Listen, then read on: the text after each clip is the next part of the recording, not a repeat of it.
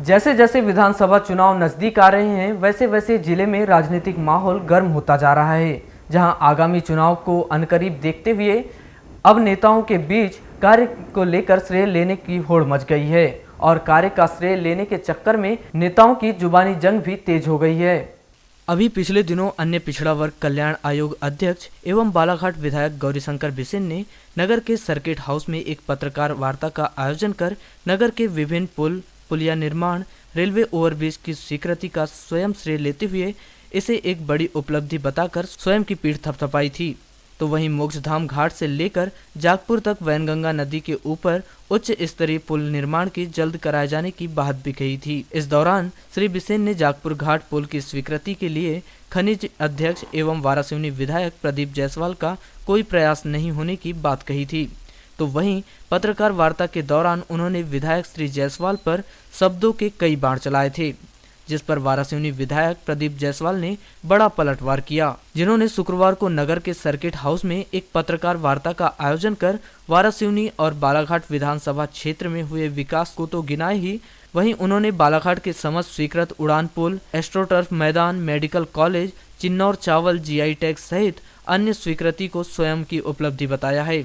जिन्होंने यह स्पष्ट कर दिया कि बालाघाट और वारासिवनी में जितने भी कार्य स्वीकृत किए गए हैं उन सभी कार्यों के लिए विधायक गौरीशंकर बिसेन ने कुछ प्रयास नहीं किया, जबकि स्वीकृत हुए सभी कार्यों के लिए स्वयं उन्होंने सरकार में रहते हुए सभी कार्य के लिए प्रयास किए थे। जितने भी कार्यों की स्वीकृति मिली है वे सभी कार्य जायसवाल के ही प्रयास से हो रहे हैं।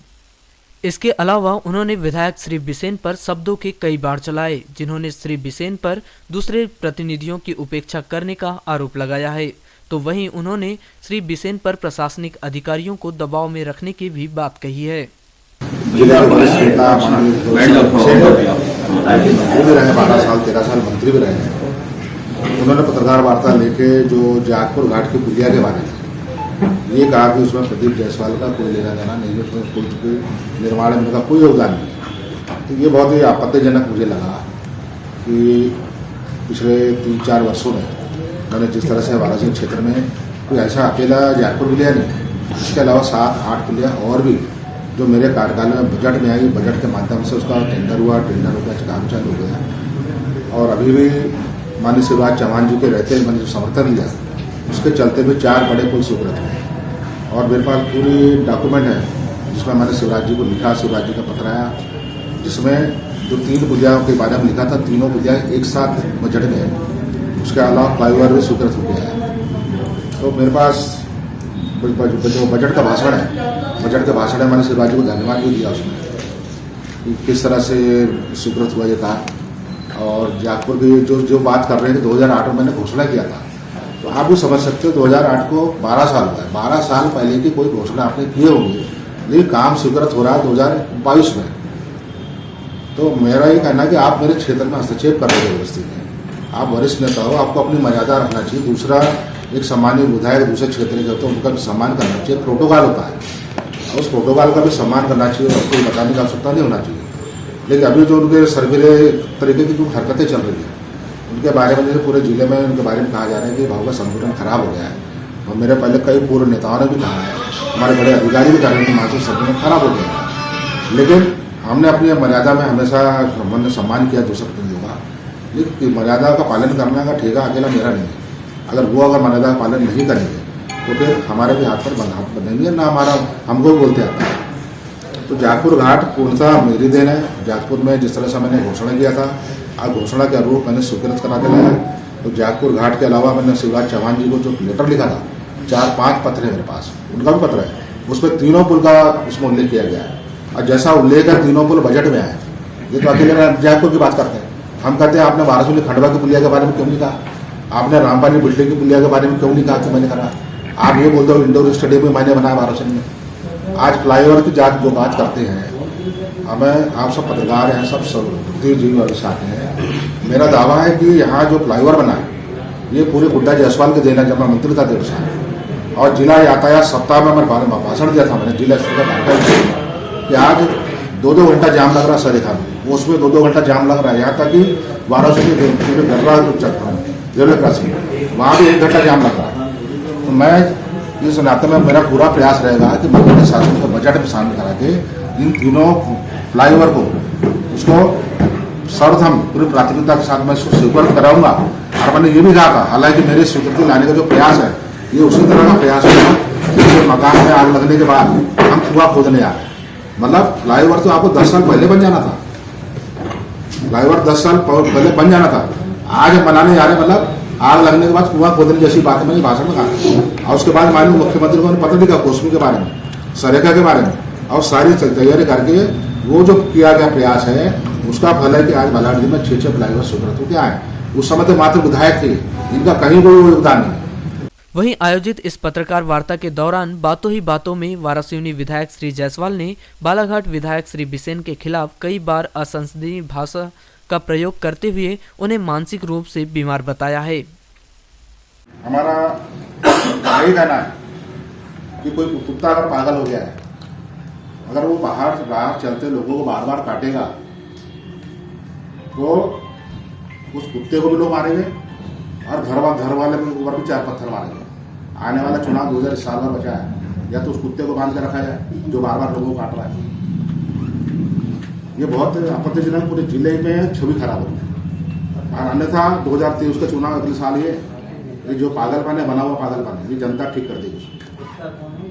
आपकी ट्यूनिंग अच्छी है शिवराज सिंह चौहान से, क्या ये जो बातें आप कह रहे हैं उनके सामने नहीं रखा? मैंने शिवराज जी को अवगत करा दिया इस मामले में। जिले की छवि खराब हो रही है और इनका जो पागलपन है, जनता बोलती पागल हो गए, सारे अधिकारी बोलते हैं, इलाज कराने भी कहते हैं।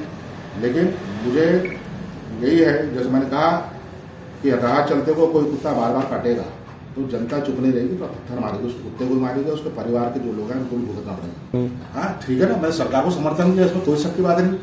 लेकिन मेरा समर्थन वाराणसी खिलौनी क्षेत्र की जनता का समर्थन सरकार को, सरकार के माध्यम से सहयोग हो। हम तुमसे कोई टिकट मांगने नहीं आए, न तुम्हारे पास दम है कि तुम टिकट दो किसी को। हम तुम्हारे पास थोड़े आए टिकट के लिए, हमने सरकार को समर्थन दिया, सरकार के समर्थन के बदले हम वाराणसी क्षेत्र के सहयोग ले रहे हैं। इसमें आपका पेट क्यों दुख रहा है? आप क्यों वाराणसी बार बार आते हैं? अब रामपाली मेले में शासकीय कार्यक्रम हुआ, मेरा नाम नदारा था उसमें, बताइए आप। नगर पालिका अध्यक्ष का नाम नदारा था, सरपंच का नाम नदारा। प्रोटोकॉल का तो ऐसा धज्जियां उड़ाई जा रही पूरे जिले में।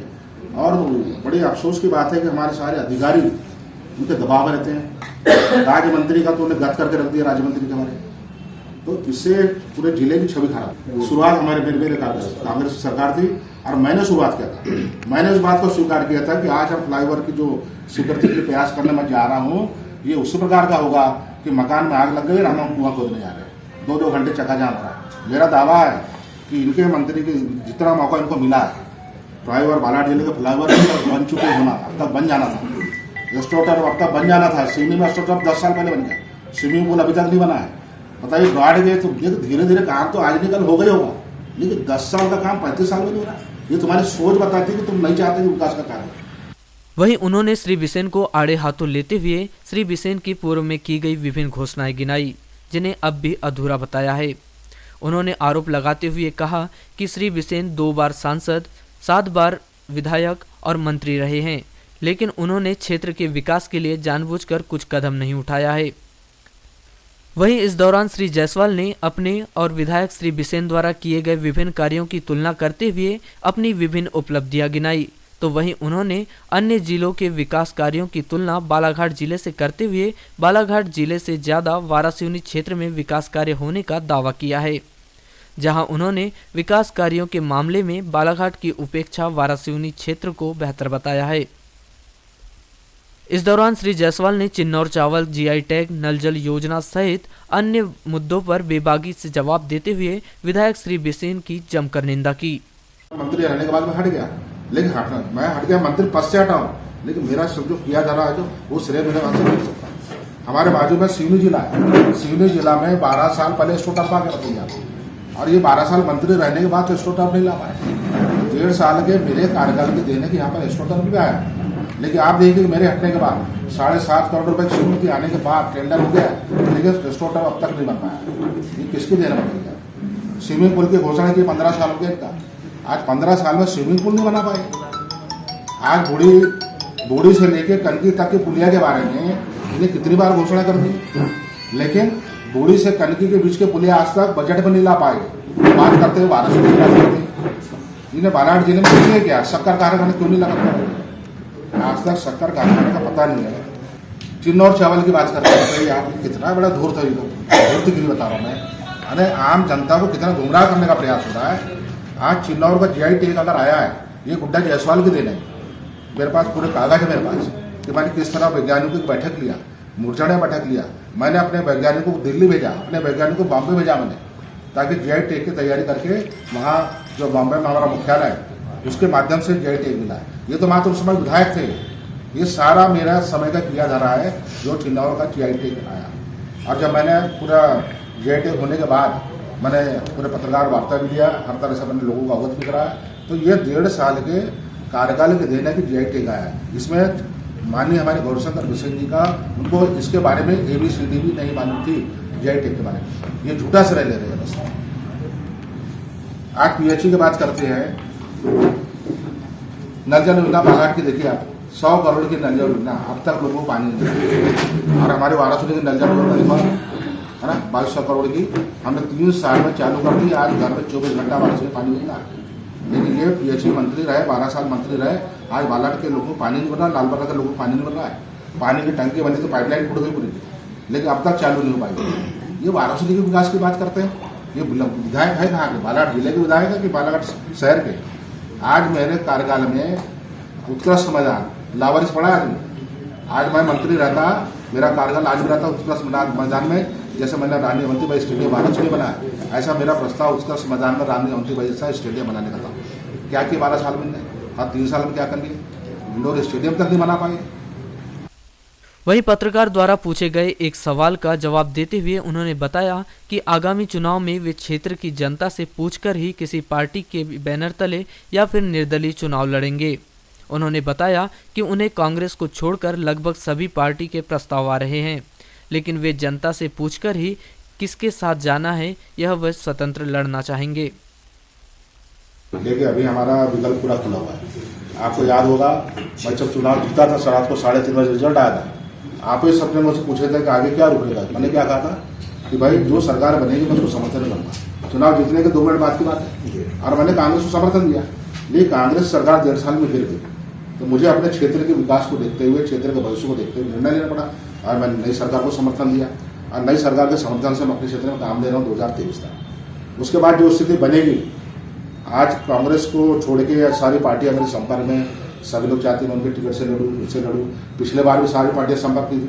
पिछले बार माननीय शिवराज चौहान जी ने मुझे कहा था मैं टिकट देता हूँ, डॉक्टरी टिकट काट के। लेकिन मैंने चूंकि निर्णय कर लिया था अपने क्षेत्र की जनता के साथ, कार्यकर्ताओं के साथ कि मैं निर्दलीय लड़ूंगा। अभी भी जब स्थिति आएगी, मैं अपने क्षेत्र के कार्यकर्ताओं जनता के साथ मुझे निर्णय करूंगा कि मुझे निर्दलीय लड़ना है या BJP से लड़ना है, कांग्रेस से लड़ना है, वो भविष्य का सवाल है। ये हॉकी में खेल होता है, हॉकी में कोई गोल मारने आता है तो रोक नहीं पा रहे हैं, बड़ा गोल मार रहा है तो उसकी टंगड़ी पे मार के घायल करने का प्रयास होता है। इस तरह से जिले में मेरे भी टंगड़ी में मार के घायल करने का प्रयास हो रहा है कि अभी गोल ना कर रहा है। इसको लोगों को आश्चर्य होता है कि निर्दलीय रह के इतना काम कैसे करा रहा है। आज भी मेरा दावा है कि मेरे वाराणसी क्षेत्र में जितना काम हो रहा है, वाराणसी शहर बालाघाट शहर में अंतर देख लो आप कि वाराणसी में किस तरह से मैंने सड़कें बनाया, ऐसा गोबर पथ नहीं बनाया मैंने जैसे बालाघाट में बनाया। हमारा कि लाइट की व्यवस्था देख लो आप, हमारा इंडोर स्टेडियम देख लो आप, हमारा गार्डन देख लो आप। अभी बनासखंड के बच्चे, सिवनी के बच्चे गार्डन पिकनिक बनाने वाराणसी गार्डन में आते, बालाघाट नहीं आते। हाँ तो लोग बोलते हैं जिला वाराणसी नहीं होना चाहिए। तो ये अंतर नेताओं का अंतर, गुड्डा जायसवाल गौरीशंकर बिसेन का अंतर है। वहीं IPL सट्टे के अवैध कारोबार को लेकर पूछे गए एक सवाल का जवाब देते हुए उन्होंने बताया कि इस मामले में जो बेगुनाह हैं उन्हें बेगुनाही साबित करने का मौका दिया जाना चाहिए। वहीं उन्होंने दोषियों पर वैधानिक कार्रवाई किए जाने की बात भी कही है। उसमें तब हमारा ये कहना कि पूरी छानबीन होना चाहिए और हर व्यक्ति को अवसर मिलना चाहिए अगर वो उसमें अपराधी नहीं है तो। लेकिन ये चूँकि आप मालूम से ऑनलाइन होता है, अब ऑनलाइन में किसकी कहाँ पकड़ है, कौन पकड़ में आ रहा है, तो साइबर से पता चलेगा, उसमें हम बाहर से ज़्यादा नहीं कर सकते। लेकिन जो भी संभावित लोग हैं या जो अपराधी हैं उस पर कड़ी कार्रवाई होना चाहिए। हमने SP को भी बात के लिए कहा, चाहे वाराणसी नहीं कर रहे हैं कि बालाघाट कर रहे हैं, ये भी हमने बोल दिया। तो कुछ शर्म आना चाहिए कि इस तरह की वो वक्तव्य देते हैं। और हमारे जिले की जो प्रशासनिक व्यवस्था है, अपनी लाइन लंबी करने के चक्कर में गुड्डा जायसवाल को कार्यक्रम मत बुलाओ। अरे प्रोटोकॉल है, स्थानीय विधायक को बुलाया जाना चाहिए। नहीं, स्थानीय कार्यक्रम में स्थानीय विधायकों को नहीं बुलाया जाता। कलेक्टर और SP पर दबाव डाला जाता है कि उनकी कुर्सी पीछे लगो, सांसद की कुर्सी पीछे करो। ये हमारे वाराणसी में आते हैं, जनपद अध्यक्ष को नहीं बुलाया जाएगा, नगर पालिका अध्यक्ष को नहीं बुलाया जाएगा। और विधायक को मत बुलाओ, विधायक को बुलाते हो तो कुर्सी पीछे रहो। इसके कारण क्या हो रहा है कि शासकीय जो तालमेल होना चाहिए न्याय हमारे कार्यपालिका विधायिका का, वो कहीं न कहीं चरमरा रहा है। ये पूरी प्रशासनिक व्यवस्थाओं को चरमरा दिया उन्होंने। पूरे अधिकारियों पर दबाव डालते, सवेरे 6 बजे से लेकर जो फोन चालू करते हैं। मैंने जितने अपने अधिकारियों को वाराणसी लाया था, एक एक को चुन चुन के सबको लालबर्रा लाने वाला था। हमारे जितने SC समाज के जितने अधिकारी कर्मचारी हैं, इनको छाट के वाराणसी से भगाया जा रहा है सबको। तो ये प्रशासनिक अराजकता के चलते जिले का विकास कैसे हुआ।